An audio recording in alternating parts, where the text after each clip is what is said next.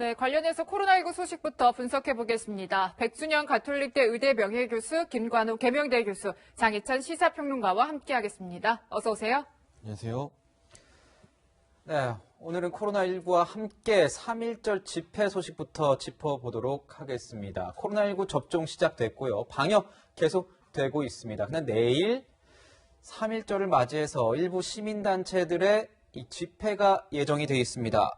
장희찬 평론가님, 이 서울시와 이 경찰의 3.1절 집회 금지 처분에 따라서 이거에 반발하는 시민단체들이 법원에 소송을 냈는데 법원에서 받아들여졌습니다. 그럼 내일 있을 이 집회 몇 군데 정도고 어떤 조건부로 허용을 했으니까 어떤 조건을 내건 거죠, 법원? 일단 서울 도심 집회 같은 경우는 보수단체 한 곳, 그리고 시민 한 명이 신청한 두 건에 대해서 조건을 달면서 매우 까다로운 조건입니다. 우선은 조건을 달면서 집회의 자유를 허가했습니다. 행정법원의 판결 근거를 보게 되면 방역을 이유로 객관적 근거 없는 집회 금지는 헌법상 집회의 자유를 침해한다는 겁니다. 네. 물론 국가가 방역 때문에 여러 가지 이 제약 조건들을 시민들에게 강제할 수 있지만 그럼에도 불구하고 헌법에서 보장되어 있는 표현의 자유나 집회의 자유 등이 너무나 소중하다는 그런 판결인 것 같고요. 다만 이 조건이 지켜진다면 많은 분들이 우려하지 않아도 될 것 같습니다. 우선 인원은 30명으로 제한이 되었고요. 일주일 이내에 음성을 판정을 받은 그 판정 결과서를 지참해야 됩니다. 음성 판정 결과서가 네, 있어야 되는 집회 참여자들 같은 경우는. 그리고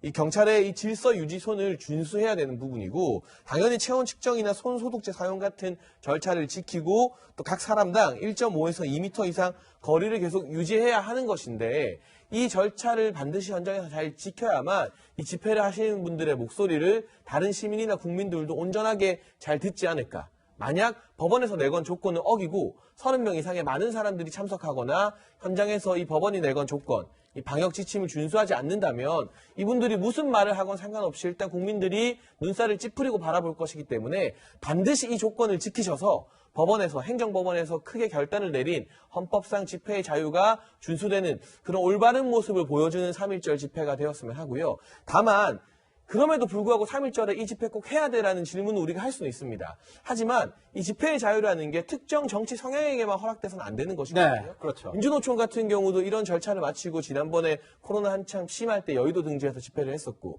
최근에는 또 고 백기환 선생의 연결식이 집회는 아닙니다만 굉장히 많은 사람들이 모여있는 걸 우리가 사진이나 영상으로 확인했습니다. 서울시청에서 열렸던 내용인 거죠. 네, 그렇다면 보수단체의 집회 같은 경우도 이 조건을 준수한다는 철칙 아래에서는 충분히 표현의 자유로 이해해 주는 것이 민주사회의 건강한 모습이 아닐까 싶습니다. 네, 백 교수님 보니까요. 지금 법원에서 내건 조건들이 굉장히 많습니다. 이런 엄격한 방역 수칙들을 좀 잘 지킨다면 교수님이 보시기에는 어떤 감염에 대한 우려 어떻게 좀 보세요? 이 규칙대로 다 지켜진다면야 뭐 큰 문제가 없겠죠. 근데 지금 네. 상황은 상당히 좋지는 않습니다. 지금 주말에는 300명, 네. 평일에는 400명, 네. 집단 발생이 일어나면 500명, 600명이 왔다 갔다 하는 특히 서울 수도권에서의 집단 발생들이 우려가 되는 상황이거든요. 이 숫자들도 많고요. 그런데다가 2월 15일부터 거리 두기를 완화했고요. 네. 또 지금 예방접종을 시작했다는 것도 이게 우려될 만한 부분입니다. 해이해질 수가 있기 때문에. 3월달 개학도 있습니다. 개학도 이 있죠. 상황에서 네. 지금 이 정도의 환자 수가 나온다는 것은 8월달 집회만 봐도 전혀 다른 상황입니다. 8.15 집회 이전에 즉 사랑제일교회라든지 8.15 집회로 인한 2차 유행이 일어났을 때 그 며칠 전만 해도 두 자릿수였습니다. 50명에서 14일의 경우는 103명 이 정도 수준이었는데도 네. 집단 발생이 일어나는 상황에서 지금 전국적으로 이 집회가 어느 정도 일어난다고 그러면 상당히 위험한 상황이 분명히 있기 때문에 방역 면에서 보면 지금이 더 위험하다고 볼 수 있습니다. 네, 네. 김 교수님. 네. 이 재판부가 조건을 걸긴 했지만 이 집단적 표현의 자유에 대해서 어느 정도 인정을 했습니다. 이 부분에 대해서 앞으로도 시민단체들이 그럼 우리 집회 못할 거 뭐 있냐? 이렇게 앞서 판결이 나오지 않았냐? 이렇게 불복하는 사례가 좀 많아질 것 같은데 어떻게 보세요? 근데 그 전에도 사실은 10인 이하로 해가지고 허용을 계속 했었어요. 그러니까 집단적인 표현의 자유는 기본권이기 때문에 가급적이면 법원이 인정해주는 방향으로 가려고 했던 거죠. 그런데 이제 지난해 8.15 집회 같이 그 이후에 어떤 효과가 굉장히 부정적으로 나타나게 되면 사실은 법원으로서도 이런 기본권도 중요하지만 안보나 국민 복리라든가 이게 더 큰 문제이기 때문에 이럴 때는 제한이 가능하거든요. 만약에 이번에 3.15 집회 때도 이런 식으로 이제 방역 기준을 강화해서 허용을 했는데 그 이후에 어떤 효과가 굉장히 나쁘게 나왔다. 그러면 이제 향후에도 사실은 법원들이 허용해 줄 가능성이 점점 더 낮아지는 거거든요. 그래서 이 모든 이후의 것들은 3.1절 집회 때 어떻게 이들이 잘 지키고 감염의 확산이라든가 이런 것들이 잘 방지되느냐에 따라서 그 이후가 결정될 수 있겠다 이렇게 보는 거죠. 8.15 이후에 있을 집회이기 때문에 어떻게 보면 선례로 남을 수 있기 때문에 내일 3.1절 집회 방역 수준 이런 게 굉장히 중요할 수도 있겠군요. 어떻게 지키는지. 네, 최근에 들려온 좀 기분 좋은 소식은 바로 백신 접종이었죠. 이제 아스트라제네카 또 화이자 백신 접종이 지금 진행이 되고 있는데 백 교수님, 저희가 좀 궁금한 거 하나 먼저 여쭈면은 이 백신이 어떤 종류로 어떻게 맞더라도 좀 경미한 반응이 일어날 가능성은 있는 거죠? 그건 모든 예방 백신이 다 네. 그렇습니다. 일단은 우리 건강한 사람들의 몸에 이물질이 들어와서 우리 면역 반응이 일어나는 것이기 때문에요. 네. 오히려 반응이 없다는 것이 더 이상할 수가 있는 것이죠. 아, 네. 면역 반응이 많이 일어난다는 것은 그만큼 항체가가 높아진다는 것을 뜻하는 것이기 때문에 가벼운 증상은 괜찮습니다만은 사실은 좀 중증 증상이 나타날 수 있는 아나필락시스라든지 네. 이런 중증의 알러지 쇼크가 일어나는 사람들은 30분 이전에 대부분 나타나기는 하지만 이런 것들을 경계해야 되는 부분이고 사실은 모더나나 파이자인 경우에 있어서 좀 더 많이 나오고 사실은 이 아스트라제네카 백신인 경우에 있어서는 뭐 사례가 거의 없기는 합니다만은 전체적으로 봤을 때는 독감 백신보다는 약간 더 그 가벼운 부작용도 많지 않은가 그런 느낌은 듭니다만은 이것은 일반적인 현상이고 우리가 뭐 견딜 수 있을 만큼 견디고 정 안 되면은 뭐 타이레놀계 그 진통제를 먹는 것도 큰 문제는 아니겠습니다만은 여러 가지 조건들이 있죠. 39도씨 이상이 될 때는 의료기관을 가시고 네. 그다음에 이것들이 사흘 이상 계속 될 때 또 정말 견딜 수 없이 이상하다 하는 것, 뭐 두드러기가 난다든지 뭐 여러 가지 그 잘 알려져 있는 것들이 있기 때문에 이런 증상이 나타났을 때에는 의료기관을 방문하는 것이 오히려 나을 것으로 봅니다. 예, 지금 화면으로 보고 계십니다. 이 증상이 나타나면 119에 꼭 신고를 해달라 이렇게 당부를 하고 있습니다. 말씀해 주신 것처럼 39도 이상의 뭐 고열이라던가 두드러기 증상, 어지러움증, 뭐 지속적으로 기침이 날 경우, 쉰 목소리가 날 경우, 숨이 가빠진다 이럴 경우에는 꼭 연락을 해주셔야 됩니다. 벌써 2만 명 넘게 맞으셨으니까요. 꼭 필요할 것 같고 아까 말씀해 주셨는데 타이레놀 계열의 어떤 진통제 먹어도 무방하다는 말씀이신 건가요? 예, 그게 이제 진통제를 왜 먹지 말라고 그러면 혹시라도 그 면역 반응을 좀 저해할까 하는 우려 때문에 그러는데 이 아스트라미노펜 계통의 진통제들은 그런 부분이 거의 없다고 알려져 있기 때문에 예, 타이레놀 계통은 먹어도 괜찮을 것으로 봅니다. 네. 네, 지금 이제 백신 접종이 진행되고 있는 아스트라제네카 또 화이자 모두 2번의 접종이 필요한 거잖아요, 교수님. 그러니까 1차가 있고 2차 접종이 있으니까 그 시기에 텀이 생기는데 그 사이에 어떤 감염 가능성도 있는 겁니까? 예, 그 사이뿐만 아니라 접종하는 당시에도 감염된 사람이 접종을 받을 수가 있습니다. 왜 그러냐면은 무증상 감염이 된 사람은 본인도 모르고 진단을 받지 않으면 모르거든요. 네. 여러 그 임상 결과들에서 보면은 일단 감염이 되었다 할지라도 예방접종이 돼서 큰 무리는 없이 다 항체가 생기는 것으로 보여서 네. 일단은 예방접종을 받고서 이 아스트라제네카 같은 경우는 8주에서 12주 사이이기 때문에 이 사이에도 얼마든지 감염이 될 가능성은 충분히 있습니다. 일단은 1차 접종만 받더라도 많은 예방 효과가 있기 때문에 일단은 받는 게 중요하고요. 네. 현재 상황에서 내가 굉장히 열도 나고 뭐 여러 가지 기침도 나고 한다는 상황만 아니라면은 거의 대부분의 사람들은 맞는 것이 좋을 것으로 봅니다. 네, 백신과 관련된 전문적인 분야의 내용이기 때문에 백 교수님께 질문이 계속 가고 있는데요. 자, 백신 접종 후에 내 몸에 그럼 항체가 생겼다. 이런 거는 알 수 있는 방법은 없는 거죠?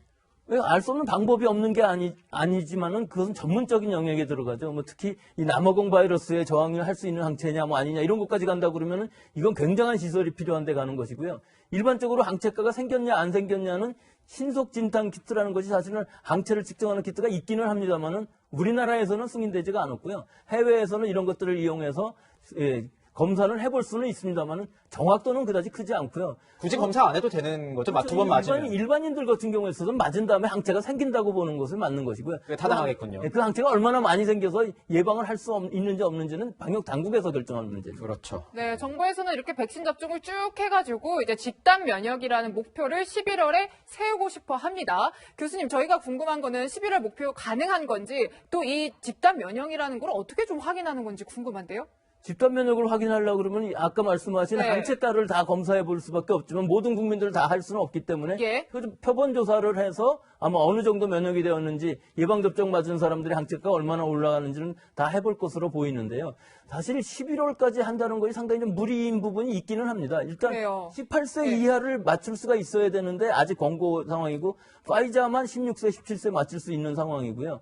우리 국민들의 수용성도 굉장히 높기는 합니다만 지금 현재 아스트라제네카 백신의 65세 이상 고령층에서의 신뢰성이 좀 많이 훼손된 상황이 있어서 이런 부분들을 방역당국에서 이것을 해결해야 될 부분들이 분명히 있고요. 또 여러 가지 이 백신들이 있지만 그 5가지, 6가지 정도의 백신의 수급이 과연 제때 잘 들어올 수 있느냐 이런 여러 가지 문제들 또 마지막으로는 변이주가 과연 얼마나 들어올 것이냐는 문제까지도 아직 방해할 수 있는 이 문제가 있을 수 있습니다. 예, 결국 수급의 문제까지 말씀해 주셨는데 이 한정된 수량이 문제입니다. 한정된 수량의 백신을 더 많은 사람들에게 접종하기 위해서 이 현장에선 백신 쥐어짜기에 나섰습니다. 이 특수 주사기를 사용하면 5명분인 백신 1병을 6명까지도 맞을 수 있게 하는 그런 건데요. 네, 현장 상황에 따라선 최대 7명도 맞출 수 있겠다는 계산까지 나오는 건데요. 현장 의료진에게 백신 쥐어짜기 부담을 떠넘기고 있다는 지적도 나옵니다. 이현수 기자의 리포트부터 보시고 분석 이어가겠습니다. 화이자 백신 한 병에는 6회분이 들어있습니다. 그런 백신 접종을 지켜본 정기현 국립중앙의료원장은 백신 잔량이 거의 없는 국산 전용 주사기를 쓰면 7회분이 나온다며 접종 인원 확대를 검증하겠다고 밝혔습니다. 화이자 백신이 해동되면 0.45cc로 여기에 1.8cc의 생리식염수를 섞으면 한 병의 총량은 2.2cc가 됩니다. 한 명당 접종 용량이 0.3cc인 만큼 7회분이 나온다는 계산입니다. 방역당국은 권고 인원수 접종 후 잔여량이 남으면 추가 접종이 가능하다는 공문을 접종 현장에 보냈습니다. 이 경우 화이자는 1명, 아스트라제네카는 최대 2명 추가 접종이 가능한데 세계 최초 시도입니다. 하지만 현장에선 이론상 가능하지만 희석과 접종 전 주사기 테스트 과정에서 백신 소모량을 기계처럼 정밀하게 맞춰야 한다며 부담을 토로합니다. 논란이 되자 당국은 잔여 백신 접종은 의무사항이 아니라며 한 발을 뺐습니다. 현장에서 숙련된 간호사가 어느 정도 사용하느냐에 따라 달라질 수 있다는 점 말씀드립니다. 7명까지 나눠 쓰는 것을 공식적으로 검토하고 있지는 않습니다. 또 한 명당 정량은 반드시 지키고 감염 우려가 있는 만큼 여러 병에 남는 백신을 모아 접종하는 것도 금지한다고 덧붙였습니다. 마지막 한 방울까지 백신을 허투루 쓰지 않겠다는 취지지만 숙련도를 빌미로 백신 쥐어짜기를 현장에 떠넘기고 있다는 지적도 나옵니다. 채널A 뉴스 이현수입니다. 교수님 지금 보신 것처럼 생리식염수를 좀 넣어서 양을 늘리는 그런 개념인 것 같은데요.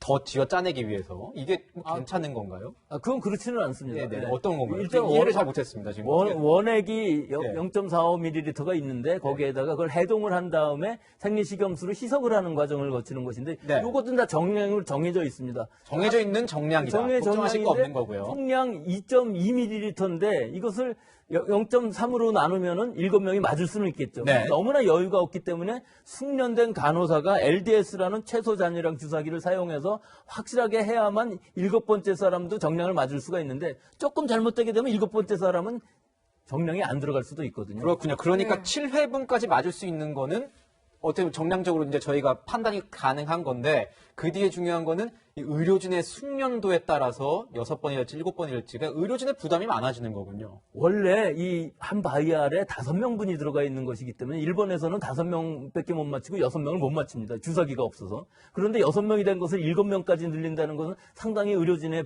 특히 간호사들의 부담이 상당히 커지겠죠. 그렇군요. 네, 지금 또 이제 화이자 백신에 대해서는요, 백 교수님, 이제 16세 이상 연령에 대해서도 사용 허가를 권고한다는 의견이 나왔습니다. 그래서 일선 현장에서 나온 얘기가 이런 거예요. 고3 수험생도 좀 접종 대상이 되어야 하는 거 아닌가? 어떻게 보십니까? 내일부터 당장 개학이잖아요. 모레. 접종할 수 있으면 좋겠지만 예방접종 전문위원회에서 아직 16세, 17세를 권고하고 있지는 않습니다. 우리 지금 기준으로는 전부 18세 이상만 접종을 하게 되어 있거든요. 그렇기 때문에 이것을 결정이 된 다음에도 또 하나의 문제는 이 물량이 과연 들어오는 것을 먼저 조3 학생들한테 맞출 수 있을까 하는 문제가 생기기 때문에 우리의 지금 기준은 가능한 한 고령층 또 요양병원 요양소에 입소해 계신 분들을 위해서 피해를 최소화하는 것을 제일 기본으로 하고 있고 우선순위로 하고 있는데 18세, 17세 이 연령층을 처음으로 우선 접종하는 것은 아직까지는 결정되지 않은 것으로 봅니다. 자, 그러면 이 백신이요. 이번에 맞은 걸로 끝나는 건지 아니면 독감 백신처럼 뭐 매년 좀 맞아줘야 되는 건지 그것 좀 궁금하고 이 변이 바이러스가 나타났는데 이 부스터샷이라 그래가지고 만약에 변이 바이러스를 이길 수 있는 다른 백신을 또 맞아야 되는 그런 경우도 있을 수 있는 겁니까? 그 지금으로서는 알 수가 없죠. 그 변이 바이러스가 지금 남아공이나 브라질 바이러스 같은 경우에 있어서는 지금 나와 있는 백신들을 무력화시킬 수 있는 가능성이 굉장히 높은데 다만 이것이 항체가가 상당히 높을 경우 우리가 2번 맞게 되지 않습니까? 그랬을 경우 이게 얼마나 지속하는지도 아직까지는 알 수가 없습니다. 또 지속기간 동안에 바이러스는 계속 변이가 누적되어 갈 것이기 때문에 잘못하면 가을 이후에는 또 다른 변이 바이러스에 의해서 지금까지 마련되어 있는 백신이 무력화될 수가 있고 사람들은 그 바이러스에 맞춰서 개량형을 만드는 것이기 때문에 항상 시간은 뒤쫓아갈 수밖에 없습니다. 따라서 우리 전체 지역사회의 변이 바이러스가 퍼지지 않게끔 막는 것이 우선이고요. 전 세계적으로도 이 변이 바이러스들이 지금 우세종으로 가고 있기 때문에 아직까지는 상황을 예단할 수는 없습니다만 아마 3차 부스터 인젝션은 꼭 해야 될 것으로는 보입니다. 아, 또 맞아야 될 수도 있는 거군요. 네, 그렇습니다. 네. 네, 지금 이제 백신 접종이 시작된 가운데 집단 면역 도달까지 걱정되는 점 위주로 짚어봤습니다. 백 교수님과는 여기서 인사드리겠습니다. 감사합니다.